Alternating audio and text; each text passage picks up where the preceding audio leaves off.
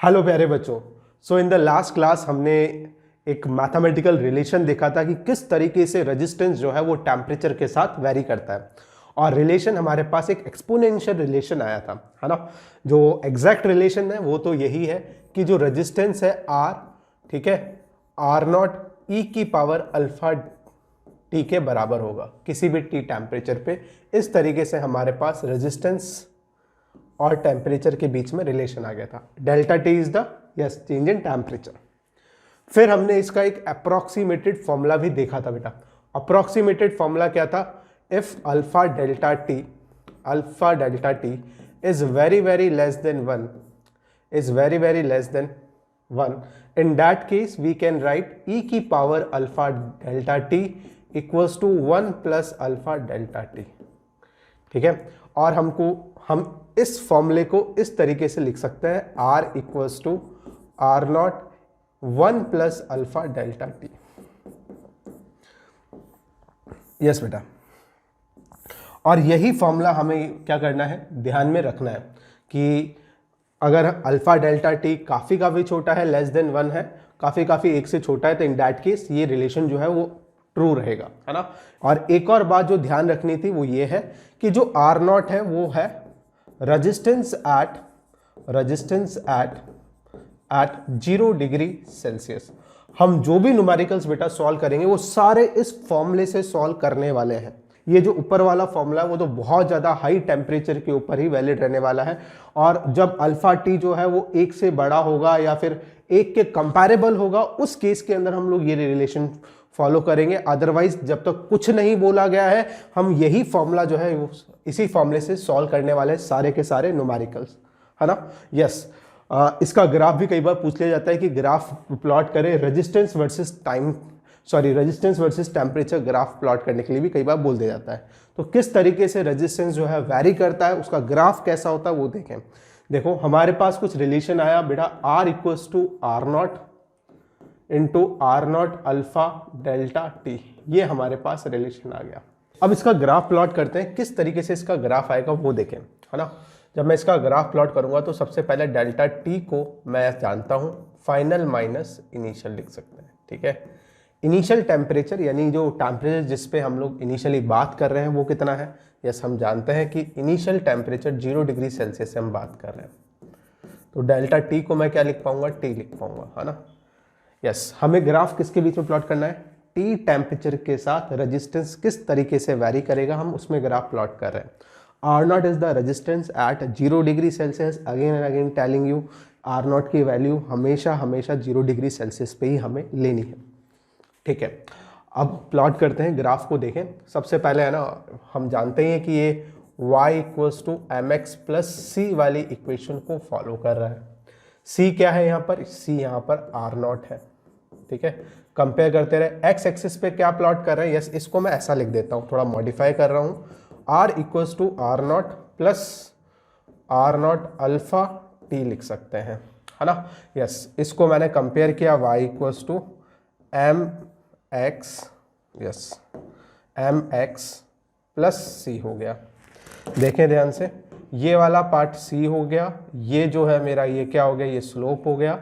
और अब मैं जानता हूं कि c is the intercept from y axis, और प्लॉट जो आएगा, जो ग्राफ आएगा वो हमारा कुछ इस तरीके से आने वाला है, ठीक है। जब टेम्परेचर 0 डिग्री सेल्सियस लेंगे तो ये क्वांटिटी पूरी 0 हो जाएगी और y बराबर आर नॉट आ जाएगा, r बराबर आर नॉट आने वाला है।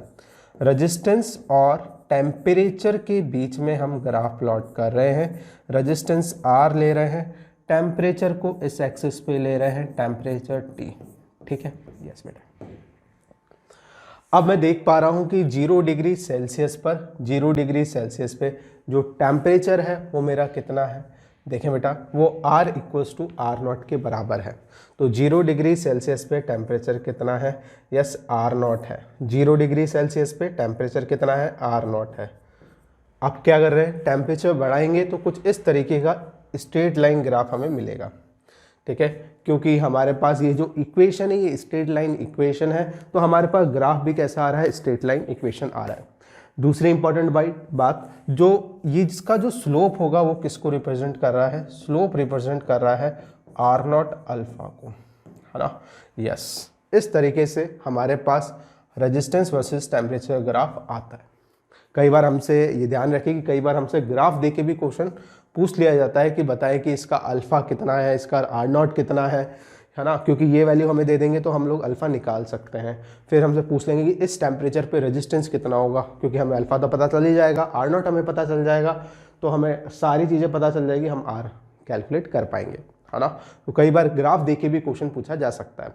अच्छा, ये जो ग्राफ है ये एक स्मॉल रीजन के अंदर ही वैलिड रहने वाला है, ठीक है। एक स्मॉल रेंज के अंदर ही ये ग्राफ जो है वो वैलिड रहने वाला है। जब तक alpha delta T less than equals to 1 follow होगा तभी ये ग्राफ वैलिड होगा, ये तभी ये फॉर्मूला जो है वो वैलिड होगा, है ना। जैसे ही अल्फा डेल्टा टी कंपेरेबल होगा 1 के, वैसे ही ये रिलेशन फेल हो जाएगा, तुम्हें करेक्ट आंसर नहीं देगा, फिर तो यही फॉर्मूला यूज़ करना पड़ेगा। अब तुम पूछोगे कि सर हमें कैसे पता चलेगा कि कौन सा फॉर्मूला कब यूज़ करना है।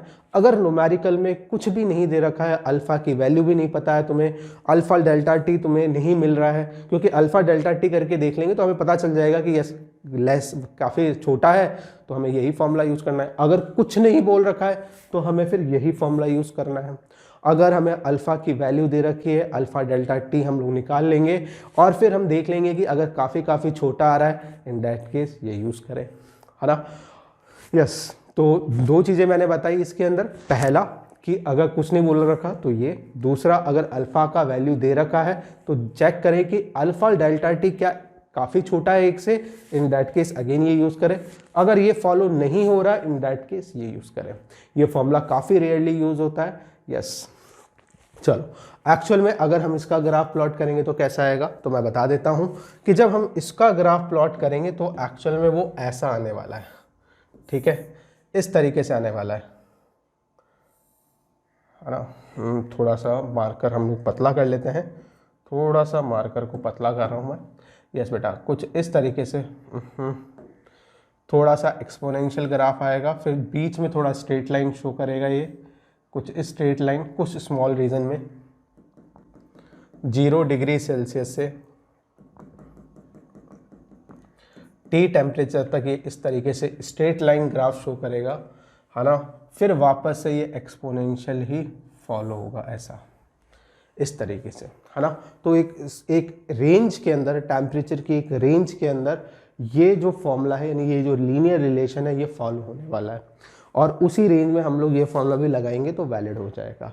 उसके बाद जब ये अल्फ़ा डेल्टा टी कंपेरेबल हो जाएगा 1 से, तो इस तरीके से एक्सपोनेंशियल ग्राफ आ रहा है। 0 डिग्री सेल्सियस से नीचे देखूंगा तो भी कैसा आ रहा है, एक्सपोनेंशियल ग्राफ आएगा मेरे पास, ठीक है। यस बेटा, आई होप बात समझ में आ गई होगी। बाकी की बातें हमें न्यूमेरिकल से समझ में आ जाएगी। यस, नोट करें बेटा इसको। यस बेटा, एक न्यूमेरिकल हम लोग देखते हैं। लेट्स से हमारे पास θ1 टेम्परेचर पर किसी मटेरियल का रेजिस्टेंस है R1, ठीक है, और θ2 टेम्परेचर पर मटेरियल का रेजिस्टेंस है R2, ठीक है। यस, हमें क्या फाइंड आउट करना है, फाइंड अल्फा। अल्फा तो जानते हैं, टेम्परेचर कोफिशिएंट ऑफ रेजिस्टेंस बोलते हैं। यस, कैसे करेंगे देखें। मैंने अगेन बोला कि R not is the resistance at 0 degree Celsius हम लोग लेने वाले हैं, है ना। तो सॉल्व करते हैं इसको। देखें, हम लोग ये जानते हैं कि R is equals to R not 1 plus alpha delta T ही लगाएंगे अगर कुछ नहीं बोल रखा न्यूमेरिकल के अंदर, ठीक है। तो हम यही फॉर्मूला यूज़ करेंगे। देखें, पहले इसके लिए लगाते हैं, है ना। रेजिस्टेंस कितना है R1, R not 1 plus delta T. Yes, R not temperature कितने पे ले रहे हैं, 0 डिग्री सेल्सियस पे, तो डेल्टा टी को हम लोग लिखते हैं T final minus initial temperature 0 degree Celsius ही लेते हैं, ठीक है। यस, ये 0 डिग्री सेल्सियस में दे रखा है। अल्फा θ1 मेरे पास आ जाएगा, θ1 माइनस 0 डिग्री, तो मेरे पास आ गया θ1, ठीक है बच्चे। Yes, this is my equation number 1। Second equation देखें। Yes, R2 is the resistance at θ2, ठीक है। या R नॉट हो गया 1 प्लस अल्फा θ2 हो गया। यस, ये हमारे पास सेकंड इक्वेशन हो गई। हमें क्या करना है, हमें तो बेटा फाइंड आउट करना है, alpha temperature coefficient find out करना है, तो फर्स्ट और सेकंड को डिवाइड कर देंगे और हमारे पास कुछ इस तरीके से निकल कर आ जाएगा। R1 divided by R2 is equal to 1 plus alpha theta 1 divided by 1 plus alpha theta 2। Yes बेटा, क्रॉस मल्टीप्लाई करते हैं, थोड़ा सा सिंप्लीफिकेशन करना पड़ेगा। यस, आंसर आ जाएगा। यस, क्रॉस मल्टीप्लाई करेंगे तो क्या होगा, R1 plus R1 alpha theta 1 sorry theta 2 is equals to R2 into plus R2 alpha theta 1 हो जाएगा। यस, क्या आ जाएगा हमारे पास, यस इसको रीअरेंज करते हैं, R2 उधर है उसको उधर लेके जाए तो ये R2 माइनस R1 बन जाएगा। देखो मैं R1 को उधर लेके जा रहा हूँ तो माइनस R1 हो जाएगा तो R2 माइनस R1 बन जाएगा। उधर देखें, उधर क्या बनेगा, उधर बनेगा R2 alpha theta 1 minus R1 alpha theta 2 बनेगा। ठीक है, यस कुछ सिंप्लीफाई कर लेते हैं। R2 minus R1 is equals to alpha common निकाल लिया, R2 theta 1 minus R1 theta 2, तो अल्फा की वैल्यू मेरे पास आ गई R2 minus R1 divided by R2 theta 1 minus R1 theta 2 आ गया। फाइनली ये हमारे पास आंसर आ गया है। ठीक है, अगेन इसमें नोट करने वाली बात ये थी कि इसमें कुछ भी नहीं बता रखा था, हमें अल्फा के बारे में भी कोई वैल्यू इन्फॉर्मेशन नहीं दे रखी थी, तो हमें पता कैसे चलेगा कि भाई अल्फा थीटा टी जो है वो लेस देन है 1 के या नहीं है। तो उस केस में मैंने बोला कि हमेशा हम लोग ये वाले फॉर्मूले को ही फॉलो करेंगे अगर हमें कुछ पता नहीं आइडिया लग पा रहा है तो। यस बेटा, नेक्स्ट क्वेश्चन देखें, हमें ना resistance of wire at 20 degree Celsius दे रखा है and at T degree Celsius it is 1.2 ohm. हमसे पूछा गया है कि T का वैल्यू क्या होगा अगर अल्फा इतना है तो। Yes, thermal coefficient of temperature हमें दे रखा है, सॉरी ऑफ रेजिस्टेंस हमें दे रखा है और हमसे पूछा गया है टेम्परेचर की, किस टेम्परेचर पे रेजिस्टेंस जो है वो 1.2 ओम होगा, है ना। यस, तो डेफिनेटली हम लोग वही प्रोसीजर फॉलो करेंगे। मैंने बोला कि वही फॉर्मूला यूज़ करो, कौन सा वाला, R is equals to R not 1 plus alpha delta T वाला। यस, रेजिस्टेंस कितना है हमारे पास, रेजिस्टेंस है 1 ओम 20 डिग्री सेल्सियस पे, तो R20 is equals to R not 1 plus alpha delta T, इसको लिख देते हैं। वैल्यूज पुट करते हैं, resistance at 20 is 1 ohm is equals to R not 1 plus alpha, alpha हमें दे रखा है 10 की पावर -2। चेंज इन टेम्परेचर, मैंने बोला चेंज इन टेम्परेचर को हमेशा इस तरीके से लिखेंगे, फाइनल माइनस इनिशियल, इनिशियल 0 है, फाइनल कितना है 20 है, तो हमारे पास डेल्टा टी कितना आ गया, इसके लिए 20 आ गया है। यस बेटा, तो हमारे पास ये कितना आ जाएगा, यस ये हमारे पास आ जाएगा अल्फा डेल्टा टी 1.2 हो जाएगा। R नॉट की वैल्यू हमारे पास आ गई है, इट विल बी 1/1.2। यस, अब हम लोग लगा लेते हैं, एक बार और इक्वेशन हमें लगानी पड़ेगी। देखें, resistance at T degree Celsius is equals to R not 1 plus alpha delta T. ठीक है, yes resistance at T degree Celsius जो है वो कितना है, बोलोगे सर 1.2 है। R नॉट का वैल्यू हम निकाल चुके हैं 1.2, 1 प्लस अल्फा, अल्फा का वैल्यू है 10 की पावर -2 और टेम्परेचर T हो जाएगा। क्रॉस मल्टीप्लाई करें 1.44 हो जाएगा और ये 1 प्लस 10 की पावर -2 इंटू T हो जाएगा। फाइनली हमारे पास क्या आ जाएगा, 0.44 इंटू 10 की power 2 is equals to T हो जाएगा। -2 इधर लेके आएंगे, सबसे पहले मैं 1 को इधर लेके आया, 1.44 में से 1 को सब्ट्रैक्ट किया 0.44, फिर इसको इधर लेके आया तो 10 की पावर -2 + 2 बन गई और फाइनली मेरे पास कितना आ गया टेम्परेचर, यस फाइनल टेम्परेचर आ गया 44 डिग्री सेल्सियस आ गया। यस बेटा, यही मेरा क्या है, राइट आंसर है। चलें आगे। यस, अगर कोई बच्चा बोले कि सर मुझे तो इससे करना है, तो चाहो तो इससे भी कर सकते हो। R2 is equals to R is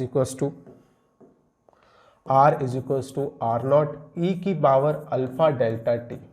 इससे सॉल्व करोगे तो भी बेटा वही आंसर आएगा, नियरली आएगा, ज़्यादा अप्रोक्सीमेट, ये तो अप्रोक्सीमेटेड फॉर्मूला था। अगर एग्जैक्ट आंसर चाहिए तो then we need to use this formula only. ठीक है, यस चलते हैं आगे, है ना। हम अगेन बोल रहा हूँ कि ये वाला जो फॉर्मूला है ये हम कब यूज़ करते हैं, यस अल्फा डेल्टा टी 1 से छोटा हो तो हम लोग ये यूज़ कर लेंगे, हमारे पास एक नियर बाय आंसर आ जाएगा। और अगर एग्जैक्ट आंसर निकालना है तो फिर हमें ये यूज़ करना होता है। लेकिन जितने भी न्यूमेरिकल्स अभी तक नीट में पूछे गए हैं उसके अंदर जो क्वेश्चंस थे उन सभी के अंदर जो फॉर्मूला यूज़ हुआ था वो यही हुआ था। अभी तक ऐसा क्वेश्चन नहीं बना है जिसमें ना ये वाला फॉर्मूला यूज़ हुआ हो, है ना, या इस तरह का कॉन्सेप्ट पे क्वेश्चन पूछा गया हो। चले आगे नेक्स्ट क्वेश्चन देखते हैं, है ना। देखो, at 0 degree Celsius resistance is 10 ohm, then resistance at 270 degree Celsius is, और हमें अल्फा का वैल्यू ऐसा दे रखा है। हमें क्या करना है, फाइंड आउट, यस हमें फाइंड आउट करना है बेटा, रेजिस्टेंस फाइंड आउट करना है एट दिस टेम्परेचर। अब यहाँ पे तुम देख पा रहे होंगे कि अल्फा ऐसा दे रखा है 1/273 डिग्री, और जब तुम अल्फा डेल्टा टी निकालोगे तो वो 1 के बराबर आ जाएगा। देख पा रहे हो, यस अल्फा डेल्टा टी निकालोगे तो 1 के बराबर आ जाएगा, और 1 के बराबर आ गया इसका मतलब हमें ज़्यादा एक्यूरेट, हमें कौन सा वाला, यस एग्जैक्ट फॉर्मूला यूज़ करना पड़ेगा इस केस के अंदर। मैं लिख देता हूँ, अल्फा डेल्टा टी जो है वो कितना आएगा, अल्फा हमारे पास है 273 पर डिग्री सेल्सियस, और हमारे पास यस चेंज इन टेम्परेचर भी कितना हो रहा है, ये 0 पे, ये 270 पे, ये भी इतना ही हो रहा है। तो ये हमारे पास कितना आ गया, ये 1 आ गया, यानी अल्फा डेल्टा टी 1 आ रहा है। इसका मतलब क्या हो गया, यहाँ पर हमें है ना वो एग्जैक्ट फॉर्मूला यूज़ करना पड़ेगा इस क्वेश्चन के लिए, यस। तो देखें, या फिर है ना इसका थोड़ा सा आइडिया ऐसे भी लग सकता है कि बहुत हाई टेम्परेचर हो जाए तो उस केस के अंदर यूज़ कर लेना, जैसे 10 degree 20 degree 50 degree 80 degree 100 degree तक तो हम वो फॉर्मूला यूज़ कर सकते हैं। बहुत ज़्यादा ऊपर फॉर्मूला जैसे कि इसमें जा रहा है 273 डिग्री सेल्सियस, तो उस केस के अंदर क्या होने वाला है, यस अल्फा डेल्टा टी 1 के कंपेरेबल हो जाता है, यस। तो देखें कैसे कौन सा वाला फॉर्मूला यूज़ करेंगे। अगर मैं अप्रॉक्सीमेटेड निकालना चाह रहा हूँ, मेरे ऑप्शंस में बहुत सारा यानी कि गैप है, तो मैं लगभग आंसर उससे निकाल सकता हूँ R = R0 1 plus delta T से। अगर मुझे एग्जैक्ट आंसर निकालना है, ऑप्शंस काफ़ी क्लोज है, उस केस के अंदर हम कौन सा वाला फॉर्मूला यूज़ करेंगे, यस यही वाला फॉर्मूला हमें डायरेक्ट एग्जैक्ट आंसर देगा, R = R0 e की पावर अल्फा डेल्टा टी देगा, ठीक है, यस। कैसे यूज़ करना है मैं इस न्यूमेरिकल की हेल्प से तुम्हें बता रहा हूँ। देखें, R0 is the resistance at 0 degree Celsius and it is 10, ठीक है, यस। अल्फा डेल्टा टी कितना है, देखें डेल्टा टी है हमारे पास 273, है ना। अल्फा कितना है, अल्फा भी 1/273 हो गया, अल्फा 1/273 हो गया, ये 273 हो गया, फाइनली मेरे पास कैंसिल आउट हो गया, ये कितना आ गया, यस 1 आ गया। अल्फा डेल्टा टी का वैल्यू तो हम पहले भी निकाल चुके थे, 1 आ रहा था, है ना, यस। तो e की पावर 1 जो है हमें पता होना चाहिए वैल्यू की 2.7 होता है, तो रेजिस्टेंस मेरे पास कितना आ जाएगा 10 × 2.7, सॉल्व करेंगे लगभग कितना हो गया, यस 27 डिग्री के आसपास आंसर आ जाएगा, 27 डिग्री सेल्सियस, सॉरी 27 डिग्री ओम यार 27 ओम के आसपास आंसर आने वाला है, ठीक है बच्चे, यस। अगर कोई बच्चा इससे करेगा तो फिर कितना आएगा, देखें, है ना, इससे R0 1 plus alpha delta T से निकाल के देख लेना, रेजिस्टेंस जो है हमारे पास आ जाएगा उस केस में, यस ये 10 है, 1 प्लस अल्फा 1/273, यस इंटू 273, है ना, यस हमारे पास कितना आएगा, ये रेजिस्टेंस आएगा इससे 20 ओम के आसपास, यस 1 + 1 2 दैट इज 20, जो कि इनकरेक्ट है ना, करेक्ट आंसर ये वाला है, यस क्योंकि ये फॉर्मूला हमें अप्रॉक्सीमेटेड ही रिजल्ट देता है, एक्यूरेट आंसर नहीं देता है। चलो नेक्स्ट कॉन्सेप्ट की तरफ चलते हैं, इसको नोट करें, यस बेटा। नेक्स्ट टॉपिक की तरफ हम लोग चलते हैं, इंपॉर्टेंस ऑफ अलॉयज की तरफ, है ना। अलॉयज हीटिंग एलिमेंट्स के अंदर अगर तुमने देखा हो, ऑब्जर्व किया हो, यस कि हीटिंग एलिमेंट्स के अंदर, स्पेशली हीटर्स के अंदर या फिर गीजर्स के अंदर, है ना, हम जो एलिमेंट्स या हीटिंग एलिमेंट्स यूज़ करते हैं वो बेसिकली किसके बने हुए होते हैं, अलॉयज़ के बने हुए होते हैं। अलॉयज़ में ऐसी कौन सी प्रॉपर्टीज़ होती है जिनकी वजह से हम लोग heating as a heating element इनको यूज़ करते हैं, या क्या इम्पैक्ट पड़ता है अलॉयज़ बनाने से मटेरियल के रेजिस्टेंस पे, वो हम लोग बात करने वाले हैं, ठीक है। यस, सबसे पहली बात तो अलॉयज़ बनाने से हमारे पास क्या है, अलॉयज़ होता क्या है मैं बता देता हूँ, एक बार रिकॉल करा देता हूँ, केमिस्ट्री में वैसे हम लोग पढ़ते हैं। Alloys is basically a homogeneous mixture of 2 metals, है ना, या तो 2 मेटल्स होने चाहिए या फिर मेटल और a non metal. This is a basic definition of alloy. अच्छा, अलॉय बनाते क्यों है, क्या रीज़न है वो देखें। तो बेसिकली लेट्स से कि हमारे पास दो मेटल है, मेटल M1 है, मेटल हम लोग 1 ले लेते हैं, उसकी रजिस्ट्री है ρ1, ठीक है। और दूसरा हम दो होमोजेनियस मिक्सचर ले रहे हैं, दो मेटल्स का होमोजेनियस मिक्सचर ले रहे हैं, और इससे जो अलॉय बनेगा लेट्स से वो बनेगा, यस, इन दोनों को मिक्स किया हमने और हमारे पास एक अलॉय आ गया जिसकी रजिस्टिविटी है ρ, ठीक है। तो हम लोगों को इस अलॉयज की प्रॉपर्टी क्या होती है कि जिस मटेरियल से हमने इनको बनाया है उन मटेरियल की रजिस्टिविटी से ज़्यादा उस मेटल की, इंडिविजुअल मेटल्स की रजिस्टिविटी से ज़्यादा उस अलॉय के मटेरियल की रजिस्टिविटी होने वाली है। मैं क्या कहना चाह रहा हूँ, देखें, मैं ये कहना चाह रहा हूँ कि इस अलॉय की जो रजिस्टिविटी होगी वो इंडिविजुअल मेटल से क्या होने वाली है, ज़्यादा होने वाली है। इसकी रजिस्टिविटी इस मेटल से भी ज़्यादा होगी जो हमारे पास अलॉय आएगा, साथ के साथ ये दूसरा हमारे पास मटेरियल है ρ2, उससे भी ज़्यादा होने वाली है, उससे भी ज़्यादा होने वाली है ना। तो फाइनली जो अलॉय मिलेगा हमें उसकी रेजिस्टिविटी हमेशा इंडिविजुअल मेटल से ज़्यादा होती है, यानी कि अगर मुझे रेजिस्टिविटी बढ़ानी है तो मैं क्या बनाऊंगा, अलॉय बनाऊंगा। अलॉयज जो है वो रीडली ऑक्सीडाइज नहीं होते हैं, जल्दी से ऑक्सीजन के साथ रिएक्ट नहीं करते हैं, इसलिए वो फायर भी कैच नहीं करते हैं जल्दी से, है ना, जल्दी से आग नहीं पकड़ने वाले हैं। जैसे कि तुमने हीटर के अंदर देखा होगा तो हीटिंग एलिमेंट जो है वो रेड हो जाता है लेकिन फिर भी, है ना, बर्न नहीं होता है। तो उसका रीज़न क्या है कि वो बेसिकली एक अलॉय है, और अलॉय जो है उसका नाम है निकिल क्रोमियम अलॉय, है ना। हम लोग नाइक्रोम से इसको, उस मटेरियल को, हम उस अलॉय को हम लोग बोलते हैं नाइक्रोम। नाइक्रोम यूज़ होता है, नाइक्रोम अलॉय यूज होता है as a heating element, as a heating element in heaters, ठीक है। यस, किसका बना हुआ होता है, ये निकिल का होता है और क्रोमियम का बना हुआ होता है, और क्रोमियम का बना हुआ होता है, ठीक है। दो मेटल्स इसमें यूज होते हैं। अच्छा, अलॉयज बनाने का दूसरा रीज़न क्या है, एक तो रजिस्टिविटी हो गया, दूसरा ये रीज़न है कि ये जो है वो अलॉयज जो है वो रीडली ऑक्सीजन के साथ रिएक्ट नहीं करते, इसलिए जल्दी से आग नहीं पकड़ते हैं। ये दूसरा इंपॉर्टेंट रीज़न है जिसकी वजह से अलॉयज बनाए जाते हैं। एक और ऐड कर ले इसके अंदर, एक और पॉइंट ऐड कर लें। पहला मैंने पॉइंट लिख ही दिया है, दूसरा पॉइंट हमने पढ़ा था। Yes, alloys does not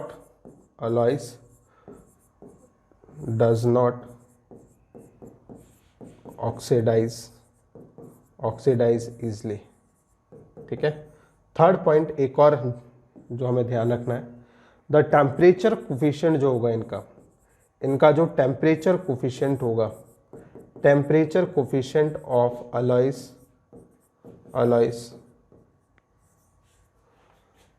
is always less than जो इंडिविजुअल मेटल हमने यूज करे अलॉयज बनाने के लिए उनसे कम होगा इसका टेम्परेचर कोफिशिएंट, ठीक है, लेस देन इंडिविजुअल मेटल्स। जो मेटल्स हमने यूज करे इंडिविजुअल उनसे भी कम इस अलॉय का टेम्परेचर कोफिशिएंट होगा, और टेम्परेचर कोफिशिएंट कम होगा तो टेम्परेचर के साथ रेजिस्टेंस में जो वेरिएशन होगा वो काफ़ी कम होगा। और हम यही चाहते हैं कि जो टेम्परेचर बढ़ाने पे जो कॉइल है उसका रेजिस्टेंस वेरी नहीं करे, ठीक है। अगर टेम्परेचर वेरी करेगा तो करंट के ऊपर इम्पैक्ट पड़ेगा, ठीक है। यस बेटा, ये 3 पॉइंट्स हैं जो हमें ध्यान रखने हैं, अलॉयज की इंपॉर्टेंस को शो करता है। यस बेटा, नेक्स्ट देखें, नेक्स्ट टॉपिक अब हम लोग पढ़ने वाले हैं, very basic topic, that is Ohm's law. अच्छा, ओम्स लॉ बेसिकली हमें रिलेशन बताता है पोटेंशियल डिफरेंस और करंट के बीच का, है ना। किस तरीके से पोटेंशियल डिफरेंस को वैरी करने से करंट पर इम्पैक्ट पड़ता है वो हमें ओम्स लॉ बताता है। तो लिखें, पहले बेसिक इसका लॉ लिखें, फिर हम बात करते हैं इसके बारे में। Under the constant physical conditions, under the constant physical conditions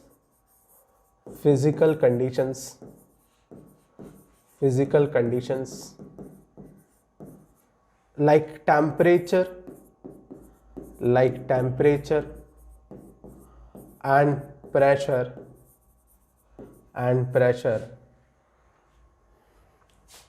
the potential difference, the current flowing in the conductor, the current flowing in the conductor is directly proportional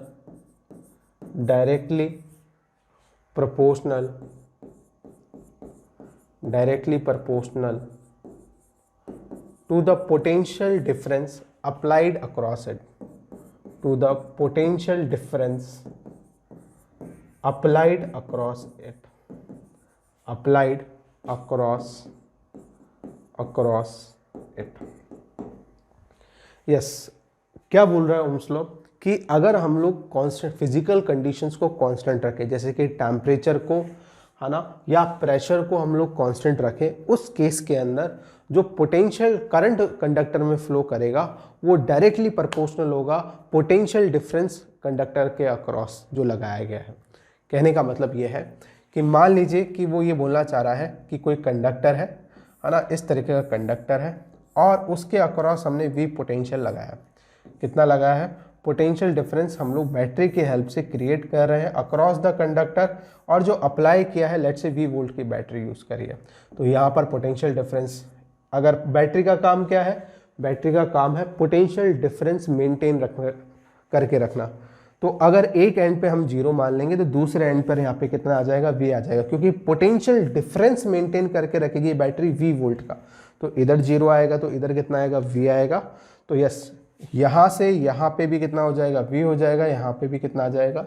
0 आ जाएगा। ठीक है, तो इस कंडक्टर के अक्रॉस जो पोटेंशियल डिफरेंस है वो कितना दिख रहा है? यस, V दिख रहा है। लेट्स से इस कंडक्टर में करंट फ्लो कर रही है I। तो ओम्स ने क्या बोला? टेम्परेचर कैसा रखा गया है? टेम्परेचर जो है वो कांस्टेंट रखा गया है। ध्यान रखें, टेम्परेचर इज कांस्टेंट। तो पोटेंशियल डिफरेंस जो हम लोग इस कंडक्टर के अक्रॉस अप्लाई कर रहे हैं, है ना, यस, वो कर रहे हैं V। तो इस तरीके से लिख सकते हैं the current flowing in the conductor is directly proportional to the potential difference applied across the conductor. ठीक है बच्चे? यस। अब प्रोपोर्शनैलिटी साइन को हटाने के लिए हम क्या करते हैं? एक कांस्टेंट इंट्रोड्यूस करते हैं और उस कांस्टेंट का नाम है यस रेजिस्टेंस। इस बार कांस्टेंट डायरेक्टली ऊपर नहीं है, नीचे लिखा जा रहा है, दैट इज R डिनोमिनेटर के अंदर। यस बेटा, and this constant of proportionality is known as resistance. This constant of proportionality R is a constant for proportionality, constant for proportionality, proportionality known as resistance, ठीक है? Yes बेटा, proportionality known as resistance। सबसे पहले बात तो हम लोग Ohm's law में हमने ये देखा कि जितना ज़्यादा पोटेंशियल डिफरेंस अप्लाई करूंगा कंडक्टर के अक्रॉस उतनी ही ज़्यादा करंट फ्लो करेगी। ठीक है? यस, इस बात को हम लोग एक सर्किट से समझ लेते हैं एक बार, है ना। पहले कुछ पॉइंट्स लिख लें, एक पॉइंट लिखें नोट करके कि करंट ऑलवेज फ्लोज फ्रॉम, लिख लें, current always flows from,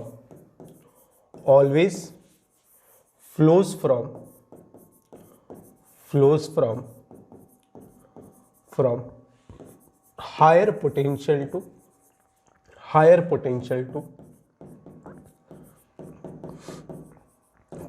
to lower potential.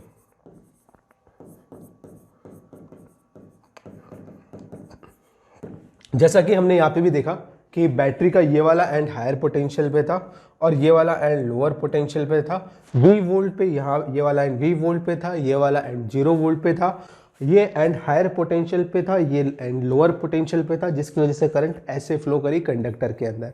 ठीक है? यस बेटा। अब हम लोग कंडक्टर को इस तरीके से रिप्रेजेंट नहीं करने वाले, कंडक्टर के अंदर जो आयंस हैं हम उनको भी रिप्रेजेंट नहीं करने वाले, क्योंकि आयंस हम इसलिए बना रहे थे ताकि हम रेजिस्टेंस को, जो रेजिस्टेंस ऑफर हो रहा है करंट को, उसको रिप्रेजेंट कर सके। ठीक है? अब हम लोग उस रेजिस्टेंस को बेसिकली एक सिंबल से रिप्रेजेंट करने वाले। वो जो ऑब्स्ट्रक्शन डेवलप हो रहा है due to the collision of electron with the ions as well as with the electrons, उसको हम लोग अब रिप्रेजेंट करेंगे यस विद अ सिंबल। देखो, वो जो ऑब्स्ट्रक्शन था उसको हमने रेजिस्टेंस बोला था, और रेजिस्टेंस का जो सिंबल है वो कुछ इस तरीके से बनाया जाता है। ये बेसिकली हमारा रेजिस्टेंस का सिंबल होने वाला है, ठीक है, यस। और लेट्स से कि इसके अक्रॉस मैंने है ना एक बैटरी अप्लाई करी, V वोल्ट की बैटरी अप्लाई कर दी, ठीक है, V वोल्ट की बैटरी हमने इस पर अप्लाई कर दी। अच्छा, मान लो कि V वोल्ट की बैटरी अप्लाई की तो बैटरी ने पोटेंशियल डिफरेंस मेंटेन किया, ये एंड अगर V पोटेंशियल पे तो ये एंड जीरो एंड पे होगा।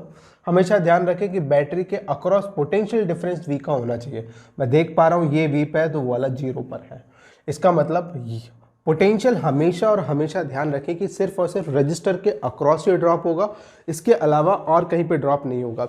यानी जब मैं यहाँ से यहाँ तक की बात करूँगा तो जो एनर्जी है उसका लॉस बिल्कुल भी नहीं हुआ। एनर्जी का लॉस इस रजिस्टर के अक्रॉस होने वाला है in the form of heat due to the collisions of electron with the ions and with other electrons, है ना। उसकी वजह से क्या होगा, हीट की फॉर्म में एनर्जी लूज होगी और उस एनर्जी का जो लॉस होगा है ना, वो हमेशा और हमेशा किसके अक्रॉस होने वाला है, रजिस्टर के अक्रॉस होने वाला है, ठीक है। यहाँ से यहाँ तक हम मान के चल रहे हैं कि जो रेजिस्टेंस है वो जीरो रेजिस्टेंस है वायर का, कोई एनर्जी का लॉस नहीं हो रहा। इसीलिए यहाँ पर अगर V पोटेंशियल है तो मैं यहाँ पर भी V पोटेंशियल ही मार्क कर रहा हूँ।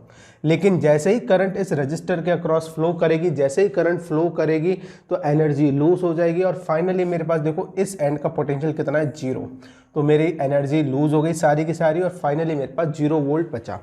आई होप बात समझ में आ रही होगी। तो बेसिकली जो एनर्जी लूज होती है वो इस रजिस्टर के अक्रॉस लूज हो गई और मेरे पास क्या हुआ, यस, एनर्जी फाइनली 0 बची, है ना। इस तरीके से करंट फ्लो करती है। यस बेटा, अब हम लोग देखते हैं कि किस तरीके से ओम्स लॉ अप्लाई करते हैं हम लोग across the register. Let's say कि हमारे पास है एक रजिस्टर है, R ओम का एक रजिस्टर है इस तरीके से, ठीक है, यस, R ओम का एक रजिस्टर है जिसके इस एंड पे, इस टर्मिनल पे पोटेंशियल V1 है और इस टर्मिनल पे पोटेंशियल V2 है और हमें गिवन है कि V1 जो है वो बड़ा है V2 के कंपैरिजन में। हमें फाइंड आउट करनी है, find current in the given register. Yes, किस तरीके से निकालेंगे तो देखिए, सबसे पहले तो करंट किस डायरेक्शन में फ्लो करेगी वो हमें पता होना चाहिए। तो जैसा मैंने बोला कि current will always flows from higher potential to lower potential, ठीक है बेटा। तो करंट हमने इस तरीके से बनाई, आई उसकी डायरेक्शन ऐसे बनाई। जैसा कि मैंने बोला कि ओम्स लॉ हम लोग रजिस्टर के अक्रॉस अप्लाई करेंगे तो कैसे अप्लाई करेंगे, पोटेंशियल डिफरेंस लिखें, ये हायर पोटेंशियल पे, ये लोअर पोटेंशियल पे, तो पोटेंशियल डिफरेंस हो गया V1 minus V2 across the register, ठीक है, यस, ये हमारा पोटेंशियल डिफरेंस आ गया। रेजिस्टेंस कितना है, R है, तो क्या मैं करंट निकाल सकता हूँ, यस बेटा, using Ohm's law. Ohm's law क्या बोलता है, potential difference applied across the conductor V equals to IR, ये बोलता है V is the potential difference across the register equals to current flowing through the register into resistance, ठीक है, yes, इसी को हम लोग अप्लाई कर रहे हैं। यहां पर इस रजिस्टर के ऊपर मैं ओम्स लॉ अप्लाई कर रहा हूं। जैसा कि मैं देख पा रहा हूं कि पोटेंशियल डिफरेंस इसके अक्रॉस है V1 minus V2, current flowing in the conductor is R, resistor is R and resistance is capital R। तो यहां से मेरे पास करंट की वैल्यू आ गई V1 minus V2 divided by R, ये मेरे पास करंट आ गई, ठीक है। डायरेक्शन कहाँ है, इस तरफ मेरी डायरेक्शन आ गई। आई होप बात क्लियर हो गई होगी। यस बेटा, एक और क्वेश्चन हम लोग करते हैं, ठीक है, एक और क्वेश्चन देखते हैं। यस, एक और क्वेश्चन देखें। लेट्स से इस बार कुछ इस तरीके से हमें न्यूमेरिकल वैल्यूज दे रखी है। एक एंड पे हमें रेजिस्टेंस दे रखा है 10 ओम और इधर दे रखा है मुझे 10 वोल्ट, यहाँ पर दे रखा है 20 वोल्ट और करंट मुझे फाइंड आउट करनी है, करंट मुझे फाइंड आउट करनी है विथ डायरेक्शन, ठीक है। यस, तो क्या करेंगे, again apply Ohm's law. Potential difference कितना है, तो तुम बोलोगे sir 20 minus 10 that is 10 volt, 10 volt इसके अक्रॉस पोटेंशियल डिफरेंस आ गया। कौन सा वाला एंड हायर पोटेंशियल पे होगा, तुम बोलोगे सर ये वाला हायर पे इसलिए प्लस बनाया और ये लोअर पे इसलिए माइनस बनाया इसके अक्रॉस, ठीक है। यस, करंट किस डायरेक्शन में फ्लो करेगा, जैसा कि हम जानते हैं कि current will flows from higher potential to lower potential. तो करंट इस तरीके से बहेगा। मैंने across the resistance Ohm's law apply किया, मैंने देखा पोटेंशियल डिफरेंस है 10 volt, V equals to current है I, रेजिस्टेंस है 10 ओम। तो करंट मेरे पास कितनी आ गई, तुमने बोला सर करंट आ गई 1 एम्पियर करंट आ गई। ठीक है, 1 एम्पियर करंट आ जाएगी। चले एक और क्वेश्चन देखते हैं। हमारे पास करंट इस तरीके से बहेगी, I equals to 1 ampere current बहेगी। नेक्स्ट क्वेश्चन देखें बेटा, एक और क्वेश्चन देखें, क्वेश्चन नंबर 3 देखें, थर्ड क्वेश्चन देखें बेटा। ठीक है, यस, तीसरा क्वेश्चन देखते हैं। अच्छा, मान लो कि हमारे पास एक रजिस्टर है इस बार, और ये वाला एंड हमारे पास 10 वोल्ट पर है, और ये हमें नहीं पता है ना, इस टर्मिनल का पोटेंशियल हमें फाइंड आउट करना है। रेजिस्टेंस हमें 20 ओम दे रखी है, करंट इसमें 5 एम्पियर फ्लो कर रहा है। यस, हमें फाइंड आउट करना है इस एंड का पोटेंशियल। अगेन मैंने बोला यस, हम लोग क्या कर सकते हैं, रजिस्टर के अक्रॉस ओम्स लॉ अप्लाई कर सकते हैं। कैसे करेंगे, देखिए पोटेंशियल डिफरेंस कितना है। यस, करंट क्योंकि ऐसे फ्लो कर रही है तो ये वाला एंड हायर पोटेंशियल पे, ये वाला एंड लोअर पोटेंशियल पे। पोटेंशियल डिफरेंस कितना आएगा, तुमने बोला सर V-10। लेट्स से कि इस एंड A टर्मिनल का पोटेंशियल है V, B टर्मिनल का पोटेंशियल है 10 वोल्ट, हमने किया V-10, तो पोटेंशियल डिफरेंस कितना आ गया। यस, पोटेंशियल डिफरेंस हमारे पास आ जाएगा। यस बेटा, कितना आ गया है, पोटेंशियल डिफरेंस हमारे पास आ गया है इसके अक्रॉस V-10 आ गया है। ठीक है, यस, V-10 हमारे पास पोटेंशियल डिफरेंस आ गया है। यस, अब अप्लाई कर दे ओम्स लॉ। तो हम जानते हैं कि V इक्वल्स टू IR होता है, तो V-10 इक्वल्स टू करंट इसमें से जो फ्लो कर रही है वो है 5, रेजिस्टेंस इसका कितना है 20। यस, कितना आ जाएगा, तो मेरे पास आ गया 5 to 10 100, 100 plus 10 that is 110 volt मेरे पास आ जाएगा। यस, है ना, तो इसका आंसर आ गया हमारे पास 110 वोल्ट। एक और न्यूमेरिकल देखें बच्चे, एक और न्यूमेरिकल देखो, एक और न्यूमेरिकल देखें, है ना। लेट्स से कि इस बार ये वाला एंड का पोटेंशियल हमें -10 वोल्ट दे रखा है, और इस एंड का हमें दे रखा है -5 वोल्ट। ठीक है, यस, और इसका रेजिस्टेंस की वैल्यू हमें दे रखी है 20 ओम, और हमें क्या करना है, करंट फाइंड आउट करनी है, विथ डायरेक्शन फाइंड आउट करनी है, विथ डायरेक्शन फाइंड आउट करनी है। तो करें बच्चे, सबसे पहले मैंने ऐसा बोला कि ओम्स लॉ किसके अक्रॉस अप्लाई कर रहे हैं इस बार, तो रेजिस्टेंस के अक्रॉस अप्लाई कर रहे हैं। तो करते हैं यार। यस, तो पोटेंशियल डिफरेंस बताएं सबसे पहले, है ना। कौन सा वाला एंड हायर पोटेंशियल पे होगा, तो डेफिनेटली -5 वोल्ट बड़ा होगा -10 वोल्ट के कंपैरिजन में। तो करंट इस तरीके से बहेगी, ये वाला एंड हायर पोटेंशियल पे, ये वाला एंड लोअर पोटेंशियल पे, -5। यस, तो डिफरेंस करते हैं तो कितना आ जाएगा, -5 माइनस ऑफ -10 वोल्ट, तो कितना हो जाएगा, यस 5 वोल्ट मेरे पास आ जाएगा। चाहे तो पोटेंशियल डिफरेंस को ऐसे निकाल भी सकते हो, कोई प्रॉब्लम नहीं है। Let's say this is A, this is B। हमें क्या करना है, हमें पोटेंशियल डिफरेंस निकालना है, बेसिकली VA माइनस VB करेंगे। A पॉइंट का पोटेंशियल मेरे पास -10 है, B पॉइंट का पोटेंशियल मेरे पास, सॉरी इधर VA माइनस VB नहीं करेंगे, हायर में से लोअर को घटाएंगे तो VB माइनस VA करेंगे। ठीक है बच्चे, यस, VB पोटेंशियल कितना है, तुमने बोला सर -5 है। ठीक है, माइनस किया कितना, -10 इसमें से माइनस कर दिया, फाइनली मेरे पास कितना आ गया, 10 - 5 दैट इज 5 वोल्ट आ गया। तो हमारे पास क्या आ गया है, 5 वोल्ट इसके अक्रॉस पोटेंशियल डिफरेंस आ गया है। 20 ओम रेजिस्टेंस है, करंट कितना आएगा, yes V equals to IR apply कर देते हैं। तो पोटेंशियल डिफरेंस कितना है, VB minus VA equals to 5 volt है। करंट कितना फ्लो कर रहा है हमें निकालना है, करंट ऐसे बहेगी हम जानते हैं क्योंकि VB is at higher potential than VA। ठीक है, यस, तो करंट हमें निकालनी है, रेजिस्टेंस हमें पता है 20 है, तो I इज इक्वल्स टू हमारे पास आ गया 1/4 एम्पियर। ये हमारे पास क्या आ गई, करंट आ गई बेटा, ये हमारे पास करंट आ गई।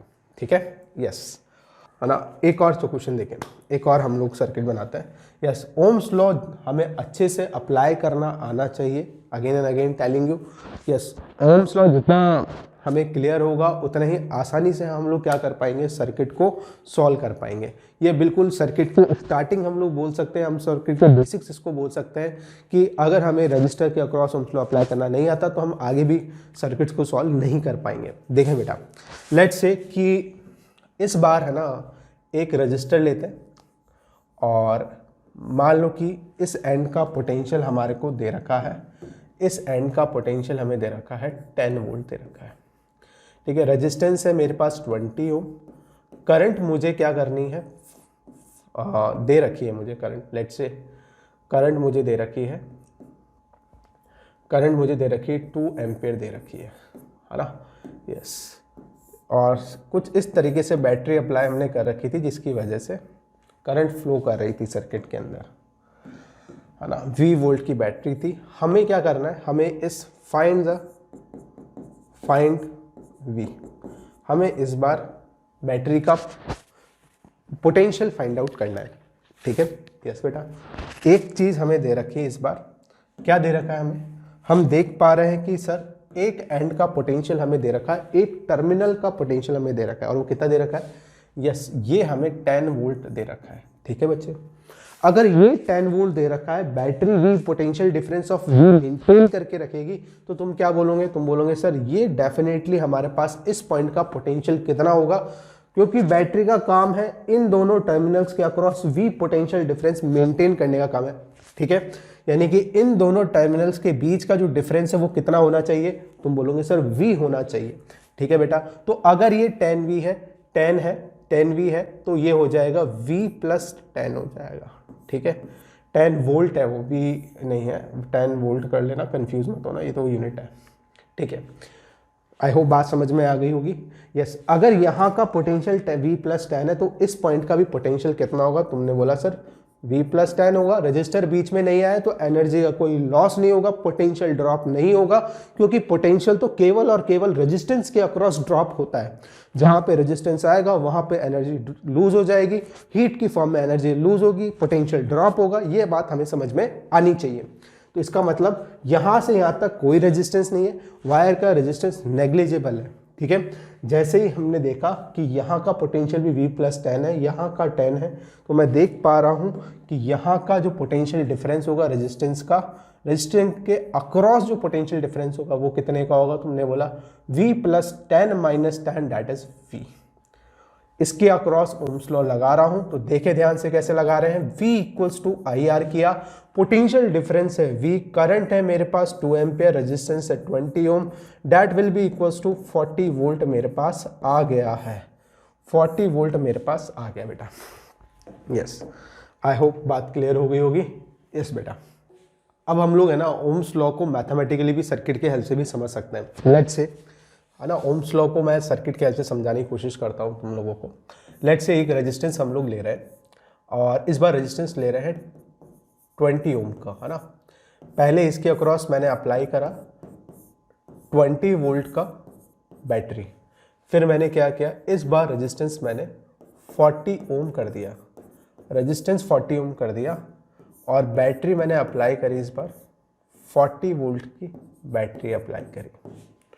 यस, सेम, सॉरी रेजिस्टेंस की वैल्यू सेम रखेंगे हम लोग, रेजिस्टेंस कांस्टेंट रखेंगे। यस, इस बार मैं क्या कर रहा हूँ, इस बार 60 वोल्ट ले लेते हैं और रेजिस्टेंस वही रखते हैं 20 ओम, है ना। यस, करंट, लेट्स से कि करंट पहले I1 फ्लो करी, फिर I2 फ्लो करी, और करंट इसमें I3 फ्लो करी। यस, ओम्स लॉ क्या बोलता है, ओम्स लॉ बोलता है कि अगर रेजिस्टेंस को कांस्टेंट रखा जाए तो potential difference, sorry current flowing in the conductor is directly proportional to the potential difference applied across the conductor. जितना ज़्यादा पोटेंशियल डिफरेंस अप्लाई करेंगे उतनी ज़्यादा करंट फ्लो करेगी रेजिस्टेंस के अंदर, if the resistance is constant. मैं देख पा रहा हूँ कि तीनों की रेजिस्टेंस, तीनों सर्किट में रेजिस्टेंस की वैल्यू तो कांस्टेंट है, ठीक है बच्चे। यस, रेजिस्टेंस कांस्टेंट है। अब मैं देखो करंट निकाल सकता हूँ। यस, तुम बोलोगे सर यहाँ पे 20 वोल्ट यहाँ पे 0 वोल्ट है, बिल्कुल ठीक है। यहाँ पे कितना आएगा 20, यहाँ पे कितना आ जाएगा 0 वोल्ट। करंट पोटेंशियल डिफरेंस कितना है 20 का पोटेंशियल डिफरेंस है, रेजिस्टेंस 20 है, तो V/R करेंगे तो करंट आ जाएगी दैट इज 1 एम्पियर। ठीक है, 1 एम्पियर करंट आ गई। इसके अंदर देख लेते हैं इसमें कितनी आएगी। इसमें हम लोग जानते हैं पोटेंशियल डिफरेंस कितने का आ जाएगा। बैटरी का काम है पोटेंशियल डिफरेंस मेंटेन करना। अगर मैं यहाँ पे 40 लिख रहा हूँ तो मैं वहाँ पे 0 लिख सकता हूँ, कोई प्रॉब्लम नहीं है। ठीक है, सर्किट में कोई भी एक पॉइंट पर हम लोग 0 पोटेंशियल मार्क कर सकते हैं, कोई दिक्कत नहीं है। और यूजुअली मैं मार्क करूँगा इस एंड को 0 वोल्ट मान लूँगा, तो दूसरा वाला पॉइंट जो है, पॉइंट का पोटेंशियल जो है बैटरी के इस तरफ वाले टर्मिनल का पोटेंशियल जो है वो कितना हो गया आएगा, इस केस में 40 वोल्ट हो जाएगा, है ना। यस, इस केस में अगर मैं यहाँ पे 0 वोल्ट मान रहा हूँ इस टर्मिनल का पोटेंशियल, तो इसका कितना मान लूँगा 60 वोल्ट, क्योंकि बैटरी का काम है पोटेंशियल डिफरेंस मेंटेन रखना। तो देखें, जब मैं यहाँ पर 40 वोल्ट बोल रहा हूँ तो बिल्कुल ठीक है, यहाँ पर आ जाएगा 40 वोल्ट, यहाँ पर आ जाएगा 0 वोल्ट। पोटेंशियल डिफरेंस कितने का हो गया, तुमने बोला सर 40 वोल्ट का पोटेंशियल डिफरेंस हो गया, करंट कितनी आ गई 2 एम्पियर करंट आ गई। अच्छा चले इसके अंदर अगेन वही कहानी, सर इधर 60 वोल्ट आएगा, इधर 0 वोल्ट आएगा, इधर 60 वोल्ट, इधर 0 वोल्ट। पोटेंशियल डिफरेंस कितने का हो गया, तुमने बोला सर पोटेंशियल डिफरेंस हो गया 60 का, 60/20 दैट इज यस 3 एम्पियर हो गया। अच्छा, कुछ लिंक कर पा रहे हो। इफ रेजिस्टेंस इज कांस्टेंट, हमने पढ़ा current flowing in the conductor is directly proportional to the potential difference. देखो पहले में 20 वोल्ट था, उसका डबल ये था, उसका 3 टाइम्स ये था। तो अगर वोल्टेज को डबल कर दिया तो करंट भी डबल होनी चाहिए। क्या हो रही है, यस। पहले इस वाले केस में कितना आया था 1 एम्पेयर आया था, इसका डबल I2 2 एम्पेयर, इसका यस, और इसका 3 टाइम्स हो गया यहाँ पर। अगर मैंने बैटरी को 3 टाइम्स करा तो करंट भी कितनी हो गई, करंट भी 3 एम्पेयर हो, 3 टाइम्स हो गई, 3 टाइम्स ऑफ I1 होगी। ठीक है, अगर बैटरी को मैंने कितना किया 2 टाइम्स किया तो करंट भी कितनी हो गई 2 टाइम्स हो गई, 2 एम्पियर हो गई। यहां से मैं देख पा रहा हूं आसानी से कि अगर रेजिस्टेंस को कांस्टेंट रखा जाए तो पोटेंशियल डिफरेंस को बढ़ाएंगे अक्रॉस द रजिस्टर तो करंट भी बढ़ेगी। ठीक है, यस, यही हमारा होम्स लॉ था। एक और बात नोट करके लिखें, यस, अगर मैं क्या करता हूं, अगर मैं रेजिस्टेंस को बढ़ाऊंगा और पोटेंशियल को कांस्टेंट रखता हूं तो करंट कम होती जाएगी। V को कांस्टेंट रखूंगा, अगर मैंने बैटरी को कांस्टेंट रखा और रेजिस्टेंस को बढ़ाता जाऊंगा, उस केस में मैं देखूंगा कि रेजिस्टेंस बढ़ाने पे करंट क्या होती जाएगी, कम होती जाएगी। ये बात भी ध्यान रखें। तो हमने 2 केसेस देख लिए बेसिकली, है ना। एक के अंदर तो हमने रेजिस्टेंस को कांस्टेंट रखा तो हमने देखा कि I प्रोपोर्शनल टू V हो रहा है। दूसरा हमने देखा कि अगर बैटरी को कांस्टेंट रखते हैं तो रेजिस्टेंस बढ़ाने पे करंट घटती है सर्किट के अंदर। ठीक है, यस बेटा, ये बेसिक पॉइंट्स है जो हमें ध्यान में रखना है। आई होप इन एग्जाम्पल्स के थ्रू हमें बहुत अच्छे से ओम्स लॉ अप्लाई करना आ गया होगा रजिस्टर के अक्रॉस। ठीक है, अब हमने जैसे स्टार्टिंग में बात करी थी कि ओम्स लॉ जो है वो कंडक्टर्स के लिए वैलिड होता है, सेमी कंडक्टर्स के लिए ये इनवैलिड होता है, इंसुलेटर्स के लिए एप्लीकेबल नहीं होता है। ठीक है, यस, और जो ग्राफ आता है V और I के बीच में वो हमेशा कैसा होना चाहिए, लीनियर ग्राफ होना चाहिए। देखें, यस, और लीनियर में भी पासिंग थ्रू ओरिजिन। देखो कई बार हमसे है ना क्वेश्चन ग्राफ के ऊपर बेस भी पूछ ले जाते हैं। सबसे पहले तो ओम्स लॉ का ग्राफ V और I के बीच में कैसा आता है वो देखें। हमने देखा कि V इक्वल्स टू क्या होता है, V इक्वल्स टू IR होता है। ठीक है बच्चे, है ना। V is the potential difference applied across the resistor, I is the current flowing through it and R is the resistor. Again and again telling you कि एप्लीकेबल है resistor के अक्रॉस। अच्छा ठीक है, मैं लेट्स से कि मैं ले रहा हूं यहां पर एक्स एक्सिस पे ले रहा हूं पोटेंशियल और वाई एक्सिस पे ले रहा हूं करंट। ठीक है, यस बच्चे, अब क्या करते हैं, अब अप्लाई करते हैं, प्लॉट करते हैं ग्राफ को। मैंने बोला कि एक्स एक्सिस पे क्या ले रहा हूं, एक्स एक्सिस पे वी ले रहा हूं, वाई एक्सिस पर क्या ले रहा हूं, वाई एक्सिस पर ले रहा हूं मैं आई। ये मेरे वाई हो गया, है ना। अच्छे से लिख लेते हैं एक बार, okay. V equals to I R, है ना। तो V को मैं एक्स एक्सिस पे ले रहा हूँ, I को मैं वाई एक्सिस पे ले रहा हूँ, यस। और ये मेरा कांस्टेंट मान लो कि K हो गया। ठीक है, यस। इसको रीअरेंज करें तो y equals to x upon K हो गया, है ना। और इसको हम लोग y equals to M x बोल देते हैं। तो m की वैल्यू कितने के बराबर होगी 1/k that is equals to 1/r। यस, कैसा ग्राफ आता है इस तरह की इक्वेशंस का तो हमें पता होना चाहिए। ये स्ट्रेट लाइन इक्वेशन है जो कि ओरिजिन से पास होती है और उसका स्लोप जो है वो 1/r को रिप्रेजेंट करेगा। इस केस के अंदर अगर मैं y एक्सिस पे क्या लेता हूँ, करंट लेता हूँ, और x एक्सिस पे पोटेंशियल डिफरेंस लेता हूँ, तो ग्राफ प्लॉट करते तो ग्राफ कुछ इस तरीके से आएगा। देखो c तो कितना हो गया y equals to M X plus C होता है, c कितना हो गया 0। इसका मतलब y इंटरसेप्ट कितना हो गया 0 हो गया। ग्राफ कहाँ से स्टार्ट होगा, यहाँ से स्टार्ट होगा। x को 0 करूंगा y 0 हो जाएगा। ठीक है, कहने का मतलब करंट को 0 करते ही या पोटेंशियल डिफरेंस को 0 करते ही करंट भी कितनी हो जाएगी 0 हो जाएगी। ग्राफ यहाँ से स्टार्ट होने वाला है। ठीक है बच्चे, यस बेटा। अब जैसे ही मैं करंट को बढ़ाऊंगा पोटेंशियल भी उसी प्रोपोर्शन में बढ़ेगा जैसा कि हमने अभी देखा था। ठीक है, लेट्स से कि जैसे ही मैंने क्या किया, पोटेंशियल को बढ़ाया, करंट बढ़ेगी, पोटेंशियल को डबल करूंगा तो करंट भी डबल हो जाएगी। लेट्स से v पोटेंशियल पे करंट कितनी हुई I। ठीक है, यस। जब मैं 2v अप्लाई करूंगा तो कितना हो जाएगा, तुम बोलोगे सर 2i हो जाएगा। जब मैं यहाँ पर 3v अप्लाई करूंगा तो करंट भी 3 टाइम्स हो जाएगी। इस तरीके से हो जाएगा। ठीक है,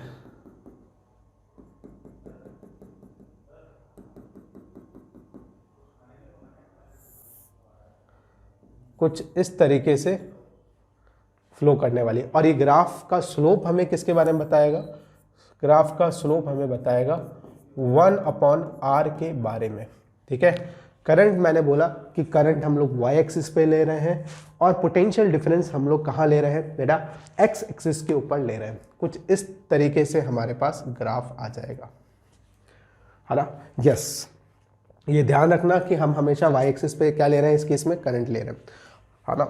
यस, दूसरा केस देखते हैं। बेसिकली 1/r को हम लोग कंडक्टिविटी भी बोलते हैं, ये भी ध्यान रखें, है ना। सॉरी, रेजिस्टेंस है तो कंडक्टेंस बोलेंगे। कंडक्टेंस को हम लोग g से रिप्रेजेंट करते हैं। ठीक है, यस। अगर मैंने क्या किया, अगर मैंने इस बार मैं v को यहाँ पर ले रहा हूँ, इस एक्सिस पर ले रहा हूँ, और करंट को इस एक्सिस पे ले रहा हूँ, फिर ग्राफ कैसा आएगा तो देखें। अगेन इक्वेशन लिखते हैं ओम्स लॉ की, using Ohm's law, using Ohm's law. इधर ध्यान रखना कि c 0 है, इधर से मैं हटा रहा हूँ। यस, यूजिंग ओम्स लॉ हम ये जानते हैं कि v equals to I R होता है।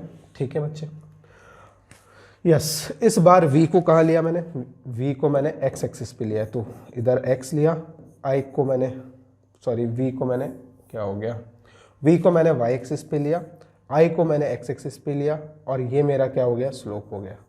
ठीक है, y इक्वल्स टू x। ठीक है, तो स्लोप किसको रिप्रेजेंट कर रहा है, रेजिस्टेंस को रिप्रेजेंट कर रहा है। ग्राफ कैसा आ जाएगा, ऐसा आ जाएगा। इसका स्लोप क्या देगा मुझे, इसका स्लोप डायरेक्टली मुझे रेजिस्टेंस देगा। ठीक है, यस बेटा, यस। तो कई बार हमें ये थीटा दे दिया जाता है, तो इस तरीके से भी लिख सकते हैं कि tan theta equals to what, r, या फिर dy by d x is equals to what, r, या फिर del y by del x is equals to r। Straight line में del y by del x और dy by d x same होंगे क्योंकि slope हर point पे constant रहने वाला है। ठीक है, यस, इस तरीके से लिखा जा सकता है। इसी तरीके से यहाँ पे भी कर सकते हैं। अगर ये एंगल थीटा है तो tan थीटा इक्वल्स टू कितना हो जाएगा, इस बार 1/r हो जाएगा। tan theta equals to m होता है और m इक्वल्स टू 1/r हो जाएगा इस केस में। यस, इस तरह का ग्राफ जो है वो बेसिकली किसके लिए आता है, कंडक्टर्स के लिए आता है ना। सेमी कंडक्टर्स के ग्राफ हम लोग आगे पढ़ेंगे तो हम देखेंगे ग्राफ जो है नॉन लीनियर आता है, इस तरीके से ग्राफ्स आते हैं। ये मैं बता रहा हूँ डायोड का सेमी कंडक्टर्स में ग्राफ जो पढ़ेंगे, है ना। कर्व्ड ग्राफ्स आते हैं सेमी कंडक्टर्स के लिए। यस बेटा, नोट करें इसको, फिर हम लोग आगे कंटिन्यू करते हैं।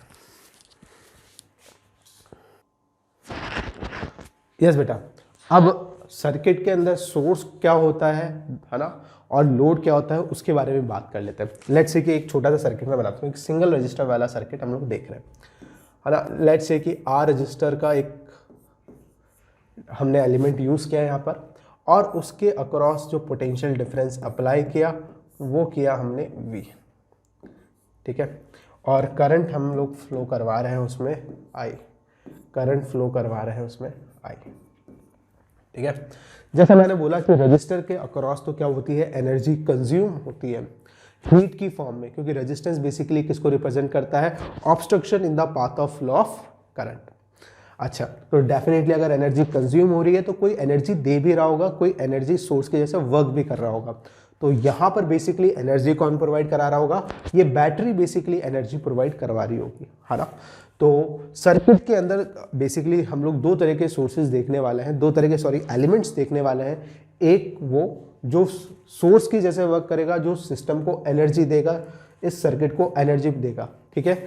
यस, जैसा कि यहाँ पर ये सोर्स की वजह वर्क कर रही है, ये बैटरी जो है ये एनर्जी प्रोवाइड करा रही है इस सर्किट को, और ये लोड की जैसे वर्क कर रहा है जो एनर्जी को कंज्यूम कर रहा है। बेसिकली सोर्स उसको बोलते हैं जो एनर्जी क्या कर रहा है, सिस्टम को दे रहा है, एनर्जी प्रोवाइड करा रहा है सर्किट को, और लोड उस एलिमेंट को हम लोग बोलने वाले हैं जो एनर्जी को कंज्यूम करने वाला है, ठीक है बच्चा।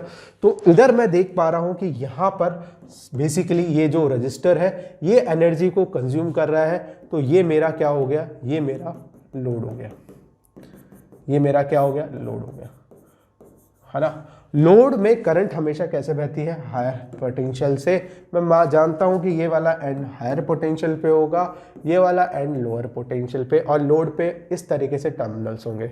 हायर पोटेंशियल से करंट एंटर करती है और लोअर पोटेंशियल से लीव करती है, ठीक है। बट यहां पर अगर बैटरी की बात करूं जो कि एक सोर्स की जैसे वर्क कर रहा है, तो यहां पे मैं देख पा रहा हूं कि करंट हायर पोटेंशियल से निकल रही है और लोअर पोटेंशियल से एंटर कर रही है। देखे ध्यान से, अपोजिट हो गया है सब कुछ, ये वाला एंड प्लस, ये वाला माइनस। यहाँ पे तो हायर पोटेंशियल पे करंट एंटर कर रही थी और लोअर पोटेंशियल से लीव कर रही थी। यहाँ पे बिल्कुल अपोजिट है, हायर पोटेंशियल से लीव कर रही है, लोअर पोटेंशियल से एंटर कर रही है। कहने का मतलब जो एनर्जी सोर्स होता है उसमें से तो हमेशा करंट हायर पोटेंशियल से लीव करेगी और लोअर पोटेंशियल से एंटर करेगी टर्मिनल से, ठीक है। तो इस तरीके से हम लोग बोल सकते हैं source basically, source which provides energy to the circuit, which provides energy to the circuit, ठीक है। Load which consumes, element which consumes energy, ठीक है। यस, चाहे तो इसका एक डायग्राम और बना लें ताकि कंफ्यूजन ना रहे। ये हमारा सोर्स है और लेट्स से कि ये हमारा लोड है, ठीक है। यस, कोई भी ऐसा बैटरी, कोई भी ऐसा सोर्स जो एनर्जी प्रोवाइड करा रहा है ना, ये वो है। यहाँ पर एज अ सोर्स कौन वर्क कर रहा है, बैटरी वर्क कर रही है ना। आगे हम लोग देखेंगे कि कैपेसिटर भी एक सोर्स के जैसे वर्क कर सकता है। जरूरी नहीं है बैटरी देख के तुम बोलो कि सर बैटरी दिख गई तो ये सोर्स हो गया, नहीं। आगे हम लोग देखेंगे कि कैपेसिटर्स भी एनर्जी सोर्स के जैसे वर्क कर सकते हैं, वो भी सिस्टम को एनर्जी प्रोवाइड करा सकते हैं, ठीक है।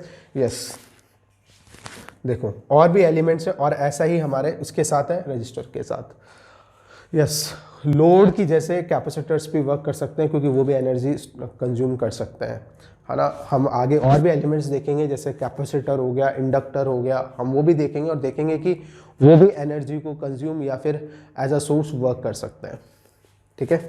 यस, चलो, तो अगर करंट क्या कर रही है, आइडेंटिफाई करने का तरीका हमने सीखा। हमने देखा कि अगर करंट हायर पोटेंशियल से एंटर कर रही है और लोअर पोटेंशियल पे लीव कर रही है, तो डेफिनेटली वो क्या है, वो एलिमेंट जो है लोड की जैसे वर्क करेगा। और अगर क्या कर रही है, हायर पोटेंशियल से लीव कर रही है और लोअर पोटेंशियल से एंटर कर रही है, तो वो एलिमेंट सोर्स के जैसे वर्क कर सकता है। सोर्स जरूरी नहीं है, मैंने बोला कि बैटरी हो, it can be a inductor, it can be a capacitor also. इसी तरीके से लोड के लिए ये बात वैलिड है, ठीक है। इस पहचानने का तरीका मैंने बता दिया। ये एरोस करंट की डायरेक्शन को बता रहे हैं। यस बेटा, नोट करें इसको।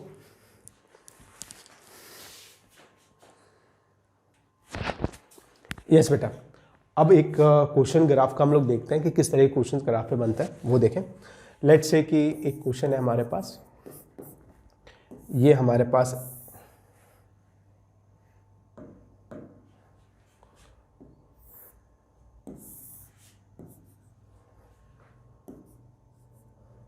ये लेट से इस एक्सिस पे करंट है और इस एक्सिस पे हम लोग पोटेंशियल ले रहे हैं और ग्राफ कुछ इस तरीके का आ रहा है। दो ग्राफ हमें दे रखे हैं ए और बी, ठीक है। यस, हमें बताना है कि किस का रजिस्टर ज़्यादा होगा बड़ा, किसका रजिस्टर कम होगा, कौन से वाले ग्राफ का। लेट से इस ये आर ए रजिस्टेंस के लिए है ग्राफ और ये आर बी रजिस्टेंस के लिए ग्राफ बनाया गया। बेसिकली ग्राफ कैसे बनाया गया मैं बता देता हूँ। एक रजिस्टर हमने लिया, उसको करंट फ्लो करवाई और जैसे जैसे हमने पोटेंशियल बढ़ाया उसके अक्रॉस वैसे वैसे हमने क्या कर दिया, करंट की वैल्यूज ली और उसको प्लॉट कर दिया। तो हमारे पास आर ए रजिस्टर के लिए तो ऐसा ग्राफ आया और आर बी के लिए बेसिकली ऐसा ग्राफ आया, ठीक है। अगेन रिपीटिंग, हमने एक रजिस्टर लिया, उसके अक्रॉस पोटेंशियल डिफरेंस अप्लाई किया और उसके अंदर क्या हुई, करंट फ्लो करी। तो हमने देखा कि कुछ इस तरीके से ग्राफ आया उस रजिस्टर के लिए, उस पर्टिकुलर रजिस्टर के लिए, है ना। ऐसे ही हमारे पास आर बी के लिए भी यही बात वैलिड है, ठीक है। यस, इसी तरीके से ऐसा है। तो प्लॉट करते हैं, रिलेट करना है हमें आर ए और आर बी को। इसी तरीके से कंडक्टेंस को भी हमें रिलेट करना है जी ए और जी बी, ठीक है। ये तो बाद में कर लेंगे, पहले हम लोग वही कर लें। यस बेटा, कैसे करेंगे तो देखें, आई अपॉन वी का रेशो हमें क्या देता है, पहले हमें वो पता होना चाहिए। आई अपॉन वी का रेशो हम जानते हैं यूजिंग ओम्स लॉ, हम जानते हैं कि v equals to I R होता है। तो आई अपॉन वी का जो रेशो है वो 1 अपॉन आर के बारे में हमें बताएगा। तो बेसिकली आई अपॉन वी हमें क्या देगा, यस बेटा ये हमें स्लोप देगा, ठीक है। Yes, delta I upon delta V हमें स्लोप दे देगा। स्ट्रेट लाइन है तो डेल्टा आई बोलूँ या d I upon d V बोल दूँ, कुछ भी बोलूँ बातें करेक्ट रहेगी, कोई दिक्कत नहीं है। स्लोप जो है वो बेसिकली क्या रहेगा, स्लोप इसका यस ये हमें 1 अपॉन आर देगा। जैसा कि मैं देख पा रहा हूँ स्लोप ऑफ ग्राफ 1 जो है वो क्या है, बड़ा है किसके कंपैरिजन में, स्लोप ऑफ ग्राफ बी के कंपैरिजन। स्लोप इस ए ग्राफ का स्लोप बड़ा है बी ग्राफ वाले ग्राफ के कंपैरिजन में। स्लोप क्या दे रहा है हमें, स्लोप हमें रेजिस्टेंस के बारे में बता रहा है, क्योंकि जो ग्राफ है वो आई अपॉन वी के बीच में है। वाई एक्सिस पे करंट लिया है, एक्स एक्सिस पे हमने पोटेंशियल लिया है, तो जो स्लोप होगा वो 1 अपॉन आर ए को बताएगा। तो 1 upon R A is greater than 1 upon R B. तो यहाँ से मैं देख पा रहा हूँ कि R B is greater than R A, ठीक है। यस, कई बार हमसे है ना डायरेक्ट इस तरीके से कई बार वैल्यू भी पूछ सकता है कि लेट से ये थीटा इक्वल्स टू 30 डिग्री हमें दे दिया और पूछ लिया कि बताओ आर बी की वैल्यू भी बताओ, तो बता सकता है, कोई दिक्कत नहीं है। tan 30 डिग्री इक्वल्स टू हम जानते हैं कि tan 30 degree is equals to slope होता है, ठीक है। स्लोप, और स्लोप किसको बता रहा है, इस ग्राफ का स्लोप 1 बाय आर को बता रहा है। तो tan 30 degree equals to 1 by R B हो गया, है ना, और 1 by 30 degree is 1 by √3 equals to R B. तो आर बी का वैल्यू मेरे पास आ जाएगा √3 आ जाएगा, √3 ohm is the answer. Yes, कई बार हमें एंगल दे देंगे, कई बार हमसे कंडक्टेंस पूछ लेंगे, इस तरीके से हमसे काफ़ी चीज़ें पूछी जा सकती है ना। कई बार हो सकता है हमें ना यहाँ पे वैल्यूज़ भी दे दें, तो कोई दिक्कत नहीं है। हमें बस इतनी सी बात पता होनी चाहिए कि d I upon d V का स्लोप जो है हमें बेसिकली रेजिस्टेंस देता है, ठीक है। यस बेटा, थैंक यू वेरी मच बच्चों and have a nice day. Resistance के क्वेश्चन हम लोग ट्राई कर सकते हैं, सेक्शन 1 कंप्लीट कर सकते हैं मॉड्यूल में से, ठीक है बच्चे। Thank you very much.